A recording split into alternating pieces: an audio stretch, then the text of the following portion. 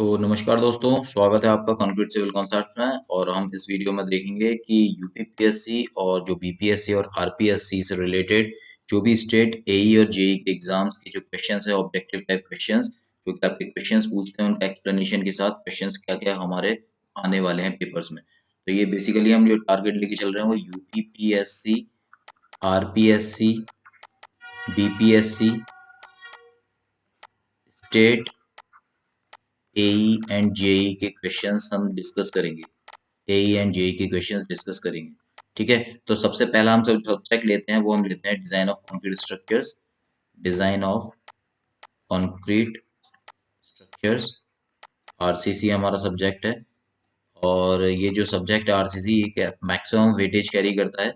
और सबसे पहले हम जो हमारे this is our lecture 1। Okay, we are going to start our lecture series for UPPSC, RPSC, BPSC and MPPSC also, MPPSC also। Okay, so ये हम सारे स्टेट के जो भी ए और जेई के एग्जाम के जो भी क्वेश्चंस है सारे सब्जेक्ट वाइज डिस्कस करेंगे। ये हमारा लेक्चर 1 है और सारे हमारे n नंबर ऑफ लेक्चर्स हो जाएंगे, lecture up to your lecture 200 और 250 तक सारे लेक्चर्स हम डिस्कस करेंगे सारे questions.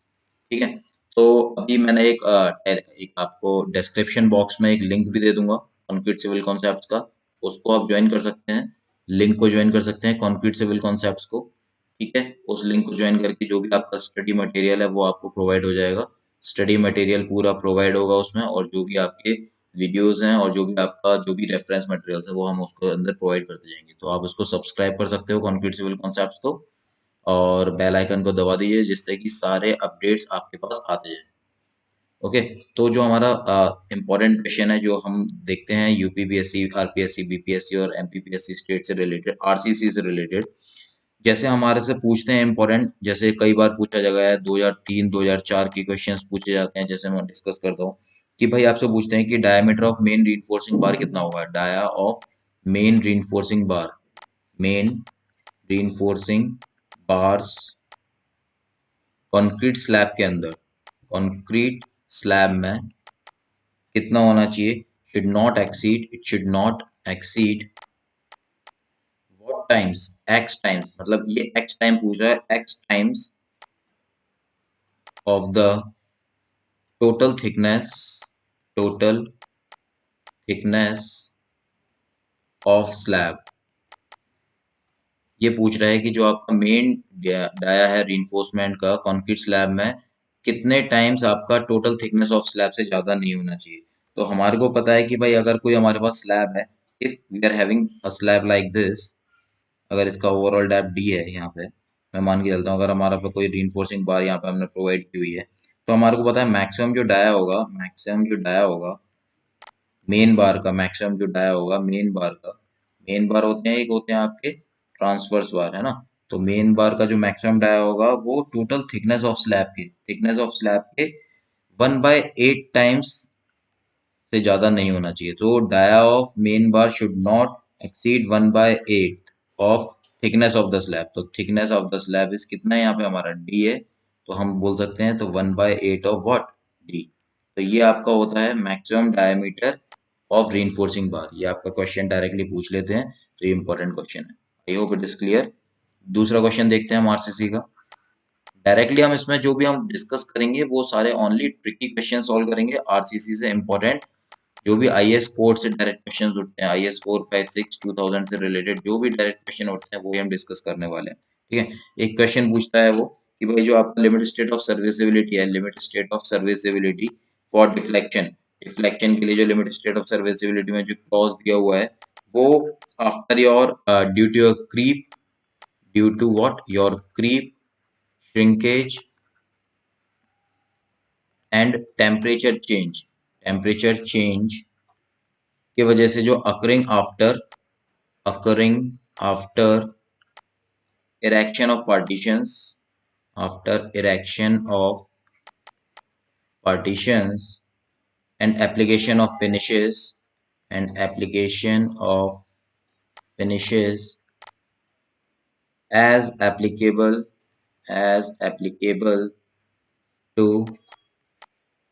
floors and roof, floors and roof is restricted to, ये कितना रेस्ट्रिक्टेड होता है आपका लिमिट स्टेट ऑफ सर्विसिबिलिटी के हिसाब से। तो हमारे को पता है जो आपके डिफ्लेक्शन क्राइटेरिया जो कि लिमिटेड होते हैं लिमिट स्टेट ऑफ सर्विसिबिलिटी में, वो आपका स्पान बाय 250 होता है, स्पान बाय 250 होता है। जब आपका final deflection due to all loads including your temperature, including your creep, your shrinkage, ठीक है, इसकी वजह से। बट हम जब उसको मेजर कास्ट जो हम उसको लेवल से जो measured as the cast level of support, cast level of support से जो हम मेजर करते हैं रूफ्स के और हॉरिजॉन्टल मेंबर्स के, उस केस में आपका जो डिफ्लेक्शन होता है स्पान बाय 250 से ज्यादा नहीं होना चाहिए, ठीक है। और बट हमारा जो यहाँ पे पूछा है कि जो कि क्रीप, श्रिंकेज और टेम्परेचर चेंज की वजह से occurring after this partition of application of finishes, इसके वजह से ये कितना होना चाहिए, इसका आंसर होता है स्पान बाय 350, ठीक है। Occurring after erection of partitions की वजह से, या फिर आपका 20 mm भी बोल सकते हो आप, 20 mm, which ever is less, जो भी आपका मिनिमम वैल्यू होगी, लेसर वैल्यू होगी, वो आपका हो जाएगा आपका डिफ्लेक्शन, ठीक है। तो इंपॉर्टेंट प्रोविजन है आईएएस कोड का, ये आपको पता होना चाहिए, ठीक है। नेक्स्ट और इम्पोर्टेंट क्वेश्चन क्या है आपका, थर्ड क्वेश्चन ले लेते हैं। साइड फेस रीइंफोर्समेंट से रिलेटेड, साइड फेस रीइंफोर्समेंट से रिलेटेड। साइड फेस रीइंफोर्समेंट आपको पता है कब प्रोवाइड करते हैं, दो केसेस में प्रोवाइड करते हैं। जब आपका डेप्थ ऑफ बीम, जब आपका डेप्थ ऑफ बीम ज्यादा होता है, ग्रेटर होता है कितना, 750 mm से, और जो आपका बीम होता है एंड योर बीम टॉर्जन के लिए सब्जेक्टेड नहीं होता, and your beam is not subjected to what, torsion, और डेप्थ ऑफ बीम क्या होता है, 750 mm से ज्यादा होता है, तब आप साइड फेस रीइंफोर्समेंट प्रोवाइड करते हो। दूसरा केस क्या है, दूसरा केस है जब आपका बीम टॉर्जन के लिए सब्जेक्टेड होता है, beam is subjected to what, torsion, and जो आपका डेप्थ कितनी होनी चाहिए बीम की, depth of beam greater than 450 mm, तब हम साइड फेस रीइंफोर्समेंट को प्रोवाइड करते हैं। साइड फेस रीइंफोर्समेंट को हम प्रोवाइड कितना करते हैं, हमारे को पता है कि जो आपका at the rate of 0.1% of the web area, web area के 0.1% हम प्रोवाइड कर देते हैं, जो कि डिस्ट्रीब्यूट करते हैं बोथ साइड्स में, ठीक है, दोनों ही फेस में। अगर आपका ये बीम है तो यहाँ पे हम दोनों ही फेस में इसको क्या करते हैं, प्रोवाइड करते हैं 0.1% of web area, okay. So this is important.